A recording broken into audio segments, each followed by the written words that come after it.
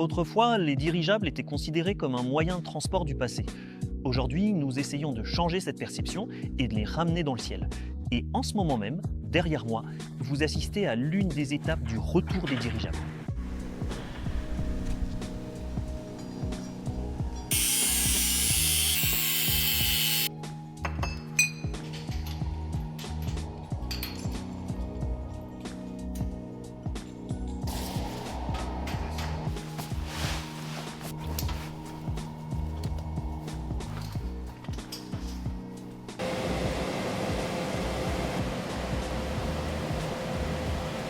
Alexandre, aujourd'hui nous avons installé ici un immense banc d'essai. J'aimerais te demander de nous expliquer brièvement pourquoi nous l'avons monté, quel est son rôle et quels travaux nous allons y effectuer. Ce sont des réservoirs. Ils ont été fabriqués dans l'atelier de production de coques d'Aéronova sous la direction d'Egorouchkov. Aujourd'hui, nous sommes réunis ici pour assembler le châssis et y installer le réservoir. À quoi nous sert cet appareil? Qu'allons-nous tester ou mettre au point dessus? Son but est de permettre de tester au sol les équipements que nous allons installer sur le dirigeable, au lieu de les monter directement sur le dirigeable pour ensuite vérifier s'ils fonctionnent ou non. Autrement dit, nous allons y installer les soupapes qui réguleront la pression dans l'enveloppe, le ventilateur qui insufflera de l'air dans le ballonnet. Nous pourrons également y tester un dispositif d'arrêt de vol, par exemple. Nous pouvons aussi essayer le raccord de vidange, qui paraît simple mais reste un élément important, et bien sûr d'autres dispositifs si besoin. Nous allons percer des trous du diamètre nécessaire pour la soupape, le ventilateur. Autrement dit, nous allons simuler l'enveloppe à l'aide de ce réservoir. Ainsi, ici, on installe par exemple la soupape ou le ventilateur, on le met en marche, le réservoir se gonfle, si j'ai bien compris, puis on effectue différents tests et on relève les données sur son fonctionnement. Oui, nous pouvons relever certaines caractéristiques électriques, comme la tension consommée en fonction de l'intensité du courant. Nous pouvons également mesurer le débit fourni par le ventilateur, c'est-à-dire la quantité d'air qu'il insuffle dans ce volume par seconde. Nous pouvons également observer les caractéristiques du ventilateur sous différentes contrepressions.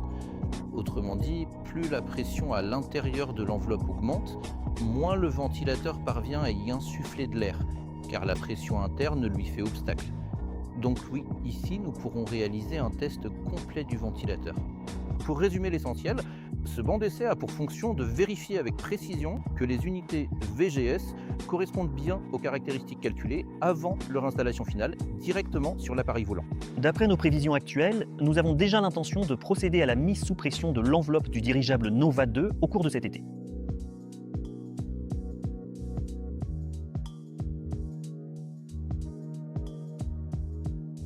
Salut à tous les amis, nous sommes maintenant en plein cœur des bureaux de l'entreprise.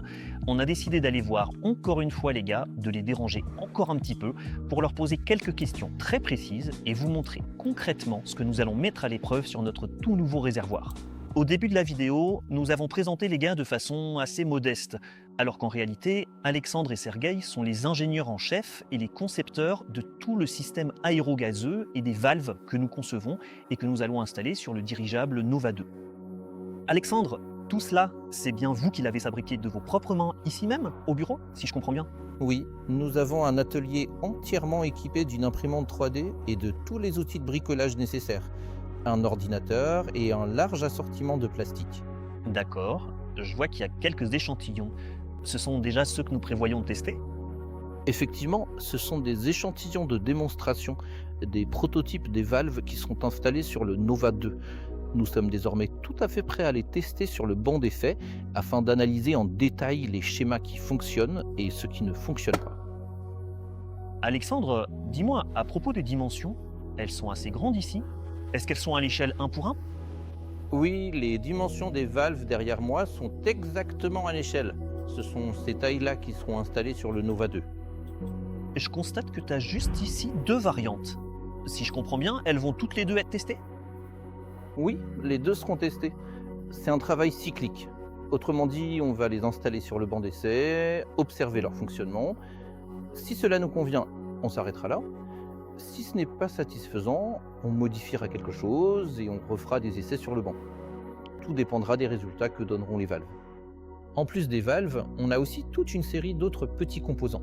Par exemple, un élément spécifique tel que ce raccord de vidange. Sa fonction principale consiste à évacuer le condensat des enveloppes. Autre chose? Nous avons aussi un élément très important du système air-gaz, c'est l'AVP, ou plus simplement le ventilateur. Le développement de cet appareil est assuré par mon collègue Sergueï. Alors, les amis, je suis encore une fois ravi de vous présenter Sergueï. C'est notre ingénieur en chef et concepteur principal du système air-gaz, qui est prévu pour être utilisé sur toute la gamme des dirigeables Nova. Et maintenant, Sergueï, j'aimerais te demander de nous montrer précisément quels appareils nous allons tester, ce que nous avons déjà concrètement, pour que les spectateurs puissent aussi voir. En ce qui concerne mon domaine de responsabilité spécifique, cela porte essentiellement sur la gestion des ventilateurs. Sur ce poste de travail, nous disposons actuellement de 2 modèles distincts de ventilateurs. Permettez-moi de vous présenter tout d'abord ce premier modèle-ci. Et voici le deuxième modèle, disons de manière conditionnelle. Ils se distinguent par la géométrie différente de leur carter et de leur pale. Nous allons donc procéder à leur installation complète sur le réservoir afin d'analyser précisément lequel d'entre eux propose les meilleures performances et voir s'ils sont en parfaite adéquation avec l'ensemble des données calculées au préalable. Nous allons également les tester à l'aide de ces petits orifices de précision que nous allons installer soigneusement.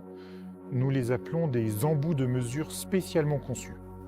Nous allons ensuite les fixer directement sur le réservoir et grâce à eux, nous pourrons simuler différentes pressions atmosphériques correspondant précisément à certaines conditions réelles de vol que le dirigeable pourrait rencontrer en altitude. De plus, ces éléments sont également réalisés à l'échelle 1 pour 1. C'est exactement dans ce format que nous allons les installer. Oui, c'est tout à fait ça. Ensuite, nous allons directement installer ces échantillons sur le réservoir. Dites-moi, Sergueï, j'aurais une petite question à propos de l'embout de mesure. Est-ce que cette pièce est directement liée au ventilateur ou bien s'agit-il d'un élément totalement séparé et indépendant? Effectivement, ces 2 éléments sont étroitement liés. Le ventilateur va en fait insuffler un flux d'air constant et régulier dans le réservoir, et celui-ci sera ensuite évacué directement par l'embout de mesure.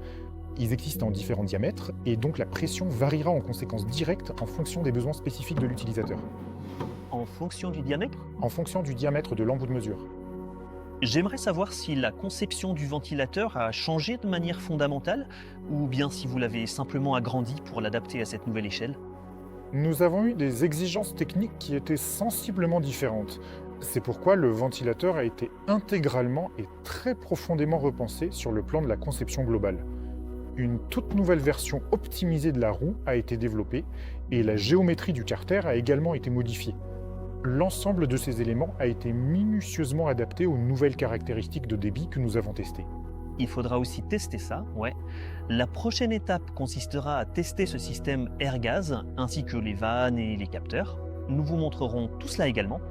Nous vous tiendrons informés de l'avancée du projet et on se retrouve dans les prochains épisodes. À bientôt à tous. Merci à tous ceux qui ont regardé cette vidéo. Les amis, restez avec nous. De nouvelles vidéos et épisodes arrivent sur la renaissance de la construction de dirigeables. Et on se retrouve dans les prochaines vidéos.